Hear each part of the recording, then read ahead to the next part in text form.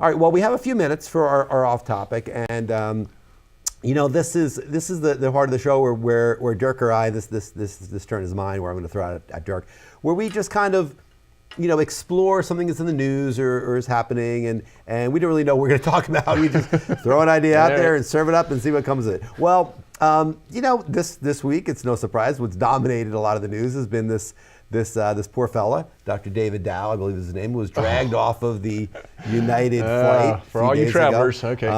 And guess what? Everybody whips out their cell phone, right? I mean, this is a big part of this. You'd think they'd learn. And I mean, the idea here is that I wanted to explore with you is this idea of customer service in this era we're in now, which is one where everybody's got a cell phone and everybody's got immediate access to a megaphone where they can express displeasure with things.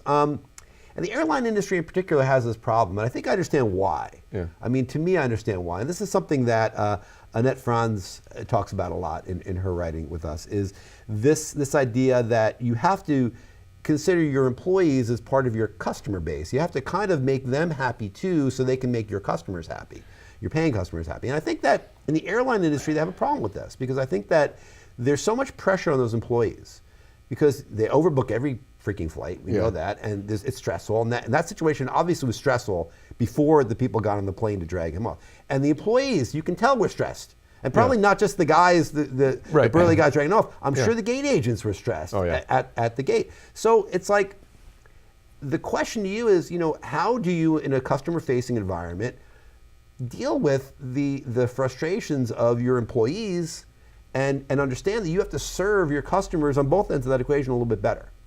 Well, it's good you're asking this now rather than on Monday. Right. Because finally, the CEO, Oscar Munoz, CEO of United, finally, a little late. And this isn't just United. I mean, this is true. This is in the airline industry in many industries. Let's use this as an example. He finally came out and finally issued what really was a decent apology. Yeah. I screwed up. His second time out. The first time was not very, exactly. Yeah. Yeah. And he said, look, he said the buck stops here. Essentially, he said part of this. I think he alluded to culture. He alluded to training and procedures. And he said, that's on me. I think those were actually his literal words. That's on me. I think the whole issue is the process itself is broken, and it's set it up. And I appreciated what he said, is he said, we're gonna go back and we're gonna look at, I believe he said specifically our booking or overbooking process. And I think he also said how we deal with employee transfers or that sort of stuff. So in other words, identified what the issues were here and said that they were gonna look at them, and I think he said, and report back to you, the customer, I think he said at the end of the month. That should have been done first. But I think that's the whole issue, is once you set up a system like this, it's bound to fail, and then all you can do is try to recover from it. Now, he should have been right from the very beginning.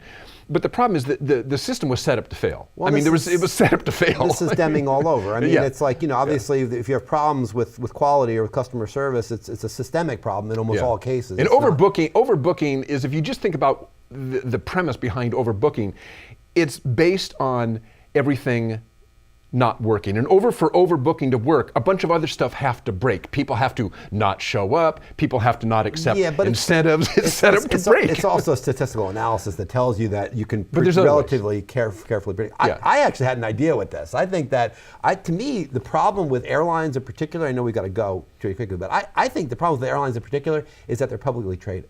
And I think the shareholder pressure on what is an evaporating margin is not for the benefit of anybody, for the companies or for the customers or the employees. What I think would be a much better way is, I don't know if maybe Elon Musk should do this. I don't know, are there any privately held airlines? Oh, I don't know. And you could have like if I had $5 billion, $1 billion. You could have a privately held airline in which the only shareholders were the employees. Kind of like the UPS model, where there's not stock that's out there, but employees are compensated with stock, with dividends. So the success of the company is shared by all the employees.